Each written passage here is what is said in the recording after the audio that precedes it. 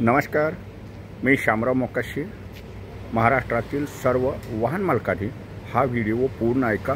मूचवाले Mokashi यूट्यूबचे video ऐकत राहा, एकमेकाला शेअर करा. तुम्हाला ह्याच्यातून कायदे आणि RTOच्या कामाची तुम्हाला सविस्तर माहिती मिळेल की तिथं तुमची मग फसवणूक होणार नाही किंवा काही तुम्हाला गोष्टीच्या ह्याच्यापासून माहिती मिळेल आणि त्यातून तुम्ही मार्ग शोधू शकशील. समजा आपण आपलं जुनं वाहन आहे आणि आपण जुनं वाहन विकतो आणि आपण नवीन घेतो वाहन. तर बरीचशीच लोक अशी करतात, आपल्या नावावर हे वाहन आहे आणि आपण दुसऱ्याला विकलेलं आहे, म्हणजे सर्वस्वी त्या वाहनाची जबाबदारी त्या डेटपासून त्याच्याकडे आली. मग आपण काय करतो की ते वाहन ट्रान्सफर करायला, म्हणजे त्या समोरनं ज्या व्यक्तीनं घेतलेलं आहे वाहन, ते वाहन नावाव करण्यासाठी आपण टाळाटाळ करतो. किंवा बरीचशीच मंडळी आजकाल वाहन म्हणतात चालेल त्यांच्या नावावर असलं तर आम्हाला काय टेन्शन आहे, मग त्या वाहनावरती बँकेचं लोन असतं, आपण व्यवहार केलेला असतो, आपण त्याला सह्याही दिलेले असतात आणि आपला त्या वाहनाचा काही अधिकार राहिलेला नसतो, व्यवहार केलेला असतो आपण. परंतु ते वाहन मात्र आपल्याच नावावर राहतं, आणखीन दुसरी व्यक्ती वापरत असते. आपण म्हणतो तो प्रामाणिक व्यक्ती आहे, आमचा पाहुणा आहे, जवळचा आहे, आम्हाला काय टेन्शन नाही. परंतु त्याच्या ताब्यात तुम्ही वाहन दिल्यानंतर कुठलाही गुन्हा घडला, अपघात झाला, जेवढे काय दंड येतील तरी ते सगळं ज्याच्या नावावर वाहन आहे त्याच्यालाच ती कारवाईस पात्र असतो. कारण तुम्ही जर एखाद्याला गाडी विकलीसा, त्यानं ते 30 दिवसाच्या आत त्याच्या नावावर करून घेणं आणि तुम्ही करून देणं हे महत्त्वाचं आहे. आता फार कायदे बदललेले आहेत, कायदे एकदम स्ट्रॉंग झालेले आहेत आणि ज्या वेळेला मग आपण कायद्यात फसतो त्यावेळेला कुठं काही त्या गाडीतनं दुर्घटना घडली किंवा काय कुठल्या चोरीच्या लफड्यात ती गाडी घावली किंवा काय त्याचा उलटासुलटा प्रकार झाला तर तो घेणारी व्यक्ती गाडी तिथं सोडून देतो, म्हणजे त्या पोलीस स्टेशनमध्ये वगैरे कुठं जे काय असेल तिथं. आणि ज्याच्या नावावर गाडी आहे त्याच्या नावानं मग कोर्ट कचेरी ही सगळी लफडी चालतात. हे मात्र प्रत्येकानं लक्षात घ्या. तुम्हाला ते ट्रान्सफर करताना फी वगैरे भरावी लागते, काय कायदेशीर बाबी पूर्ण कराव्या लागतात. जरूर हा व्हिडिओ प्रत्येकानं पूर्ण ऐका आणि एकमेकाला शेअर करा. ह्याच्यापासून तुमचा धोका टळणार आहे. आजकाल भरपूर गलत कामासाठी जुन्या गाड्या एकमेकाच्या विकत घेतल्या जातात. ती व्यक्ती गलत काम करते आणि मग त्या कामाचं सगळं खापर कायदेशीर हे मूळ मालकाच्या नावावरती फाटत असतं आणि त्याला सगळी कोडी काढावी लागतात. तर प्रत्येकानं आपलं वाहन विकल्यानंतर समोरच्या व्यक्तीला त्याच्या नावावरून आपल्या नावावरून त्याच्या नावावरती करणं ही फार मोठी जबाबदारी आहे. नाहीतर आपण म्हणतो चालेल ना, माझाच पाहुणा आहे, त्याला दिलं आहे, माझ्या नावावर असलं तर काय होतं आहे. त्यानं बँकेचा जरी हप्ता नाही भरला तुम्हालाच भरावं लागणार आहे.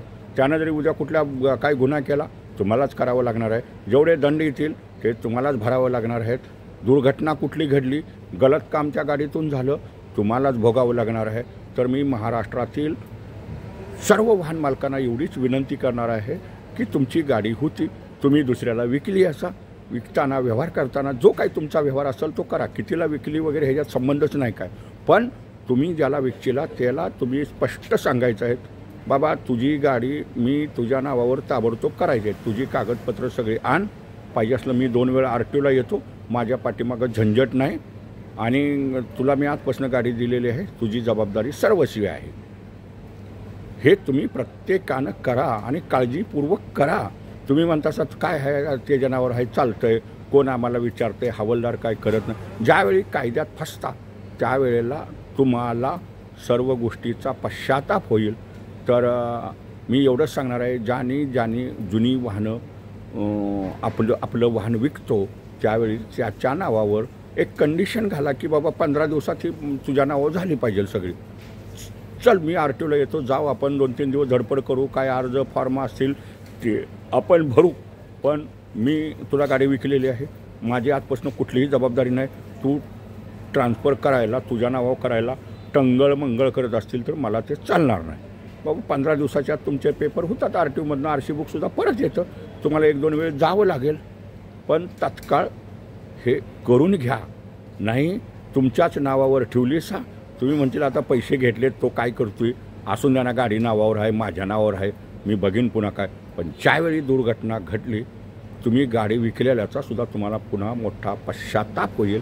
हे मात्र कुणीही विसरू नका. आणि आपलं वाहन विकतात एक 15 दिवस किंवा 20 दिवस किंवा 30 दिवसाच्या आत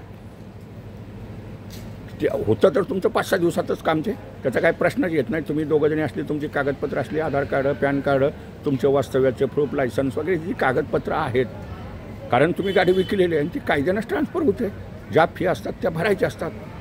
आणि आपण स्वतःच जायचं RTOमध्ये, साहेबाच्या समोर उभं राहायचं दोघांना बी. साहेब मी काय काय करू सांगा बरं, पटापट मी ह्याला गाडी विकली आहे, माझी ही 4 दिवसात गाडी नावावर झाली पाहिजे, कुठले फॉर्म आहेत, काय आहेत, किती फी आहे, ऑनलाईन करायची असं मी पटापट करतो म्हणायचं.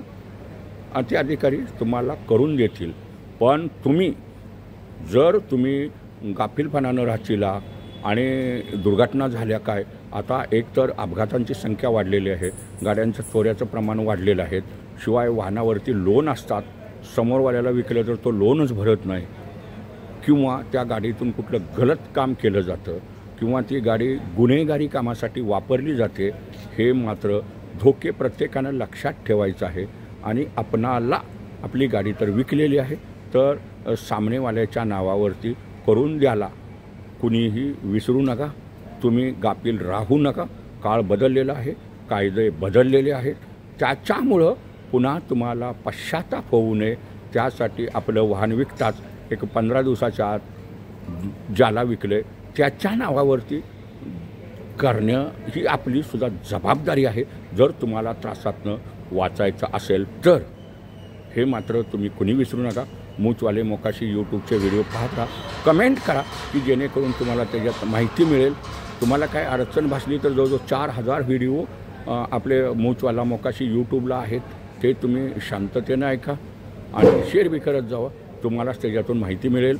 तर आपलं वाहन विकतात, ज्यानं वाहन घेतले त्याच्या नावावरती वेळेत करा आणि आपणाला त्रास होऊ नये याची काळजी घ्या. धन्यवाद. मूचवाले मोकाशी यूट्यूब पहा, लाईक करा, शेअर करा, सबस्क्राईब करा. धन्यवाद.